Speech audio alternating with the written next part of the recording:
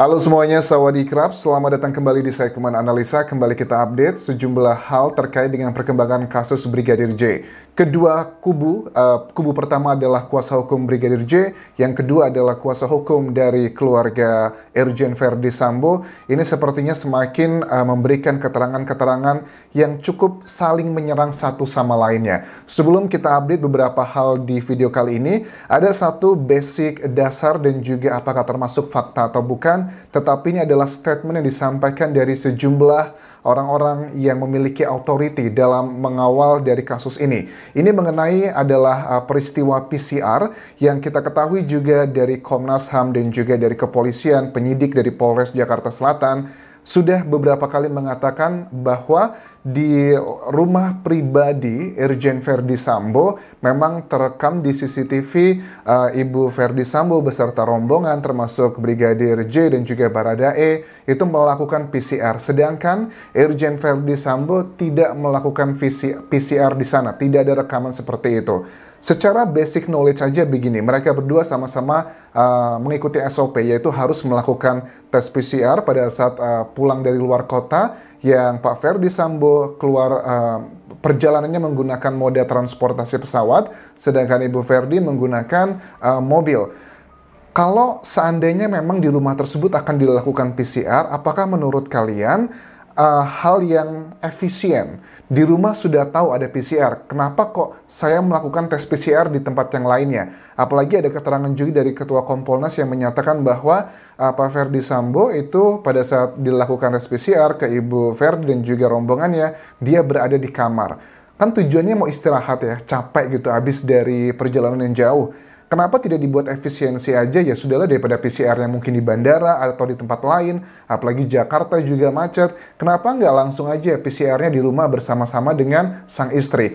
Ini adalah sebuah peristiwa yang memunculkan banyak sekali pertanyaan. Apakah ini adalah indikasi karena mungkin kemalasan pribadi individu? Ngapain sih PCR segala gitu? Karena kasus COVID juga sudah lama, jadi nggak begitu lagi aware lagi. Itu mungkin. Atau juga ada sesuatu hal yang tidak kita ketahui secara utuh. Karena CCTV yang didapatkan dari Kompolnas itu tidaklah CCTV secara utuh, hanya potongan-potongan saja yang diambil sekitar 27 titik aja. Makanya tim kuasa hukum dari Brigadir J juga mempertanyakan keabsahan dan juga kevaliditasan dari CCTV yang selama ini hanya dijabarkan dengan kata-kata, tidak ada capturan-capturannya seperti apa. Itu adalah bagian yang pertama. Bagian yang kedua adalah kita akan bahas mengenai kuasa hukum istri Kadif Propam, Sarmauli Simangunsong. Ini aku lihat juga mendatangi Bareskrim. Ada beberapa hal yang ditekankan dalam wawancara ini. Salah satunya adalah kami ke Bareskrim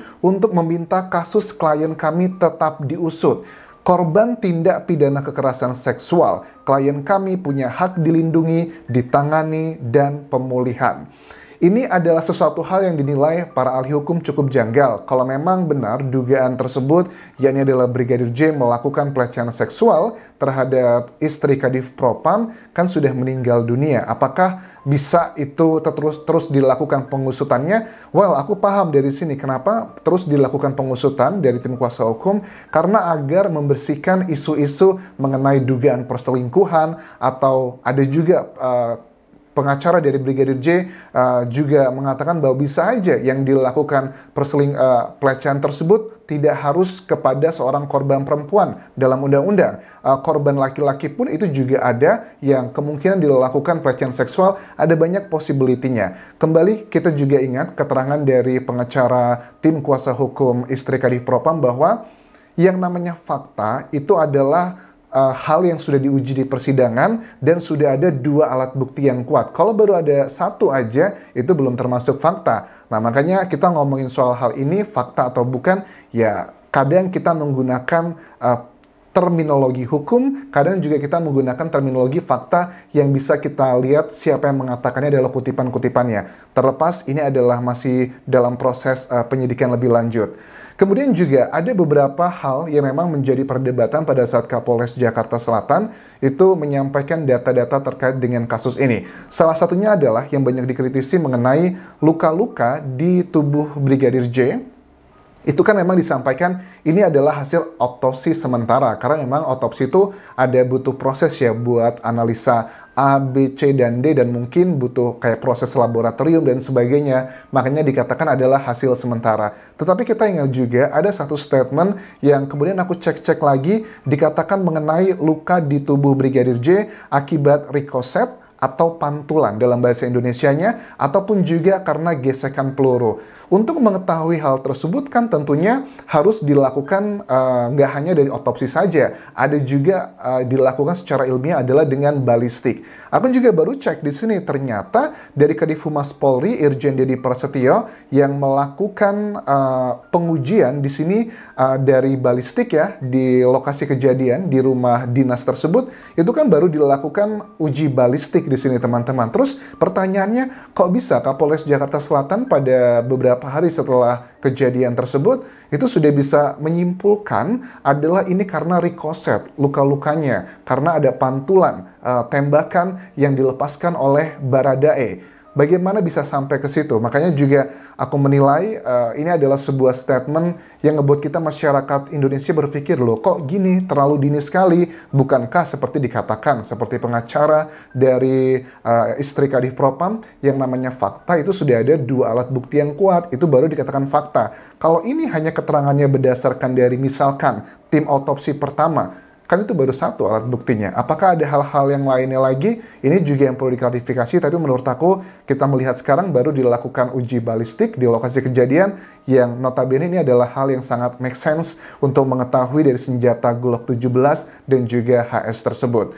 Kemudian dari Pak Benny Mamoto juga salah satu di awal-awal kasus ini yang paling banyak berbicara mengenai klarifikasi A, B, C, dan D pada saat awal-awal minggu ya, pada saat setelah hari Senin lah. Kemudian banyak sekali masyarakat, aku lihat dari komen-komentar yang merasa kok Pak Benny Mamoto sebagai anggota Ketua Harian Kompolnas yang dinilainya seperti menjadi PR dari kepolisian. Akhirnya aku lihat trennya mulai turun, tidak menyatakan hal-hal yang terlalu tendensius mendukung kepolisian, dugaannya seperti itu. Dan sekarang pada saat ditanya tentang Pak Ferdi dan juga istri, apakah sudah diperiksa? Beliau mengatakan begini, kami sudah cek, Pak Ferdi sudah diperiksa. Tidak semua kegiatan tim khusus diumumkan ke publik. Yang dikatakan adalah Pak Ferdi, kata-katanya dalam wawancara ini. Berarti istrinya belum diperiksa. Sebegitu traumanya kah sampai tidak bisa membuat pernyataan apapun? Ini adalah hal yang dikritisi dari kuasa hukum Brigadir J, Kamarudin Simanjuntak, yang juga mendatangi Barreskrim. Di sini beliau mengatakan begini ya, pada saat ada tuduhan yang dikatakan pengacara itu jangan jadi ahli nujum, mengatakan hal-hal yang bukan keahliannya dan sebagainya. Terus beliau mengatakan begini, Ferdi Sambo dan istri sudah diidentifikasikan, sudah diperiksakan semuanya. Dari keterangan Pak Benny Mamoto, kita ketahui baru Pak Ferdi yang dilakukan pemeriksaan. Kalau Ibu Putri dikatakan masih depresi dan gak bisa ketemu siapa-siapa, terus selama ini mereka, para pengacara, dapat keterangan ini dan itu dari siapa? Terus kalau dari hal ini aja, mereka nggak bisa ketemu leluasa dengan kliennya yang selama ini dinilai pengarang bebas itu siapa. Kalau saya yang dibilang adalah pengarang bebas atau ahli nujum, saya itu sangat jelas sekali buktinya ada, semua keterangan dari para saksi ada. Kalian pun para wartawan bebas mewawancarai para saksi kami. Tetapi berbeda dengan pihak pengacara dari istri Kadif Propam.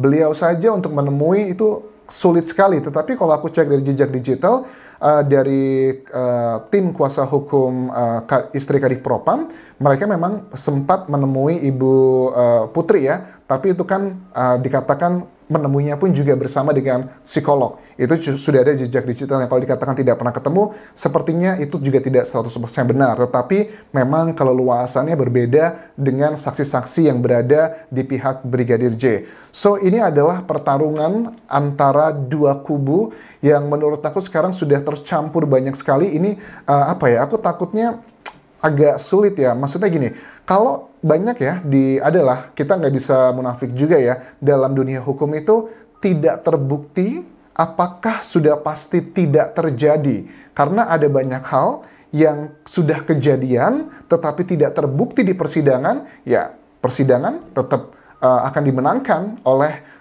seseorang yang memang tidak terbukti. Jadi ini adalah bagian-bagian kecerdasan-kecerdasan yang luar biasa antara kedua kubu untuk membuktikan hal-hal yang mereka yakini. Pihak dari Brigadir J membuktikan sekarang adalah prosesnya bahwa ada dugaan pembunuhan. Sedangkan pihak dari istri Kadif Propam membuktikan bahwa adanya dugaan pelecehan seksual, yang itu juga penting. Kenapa mereka tidak mau dihentikan penyidikannya? Karena itu akan berhubungan dengan alibinya. So, this is really complicated dan melatih logika berpikir kita. Tetapi aku yakin sekali kepolisian Indonesia itu pintar-pintar dan juga cerdas-cerdas. Aku yakin dengan SDM yang kita miliki, harusnya kasus ini bisa segera terungkap untuk mengetahui apa yang sebenarnya terjadi. Tetapi kalau dari pihak kasus dari laporannya Brigadir J, pihak Brigadir J belum ada tersangkanya siapa, ya tidak akan bisa masuk ke persidangan untuk pembuktiannya. Tetapi kalau dari pihak juga istri Kadif Propam yang menyatakan sudah ada tersangkanya, tapi gimana juga, mau di pengadilan bagaimana juga akan dilakukan persidangan, karena yang diduga pelakunya yakni adalah Brigadir J sudah meninggal dunia. Apakah masih bisa dimintai pertanggungjawaban? Makanya ini juga ditekankan kalau dugaan pelakunya sudah meninggal dunia, ya sudah putus lagi, sudah nggak bisa lagi dilanjutkan pasalnya untuk ke tahapan berikutnya. Itu adalah logika-logika dalam hukum yang mungkin bagi kita ini adalah sebuah challenge ya, untuk melihat mana yang kira-kira bisa membuktikan apa-apa yang mereka yakini selama ini. Terima kasih sudah menonton, sampai ketemu lagi di video berikutnya. Tinggalkan like dan juga komen, serta subscribe channel YouTube ini. Kebun Craft semuanya. Bye-bye.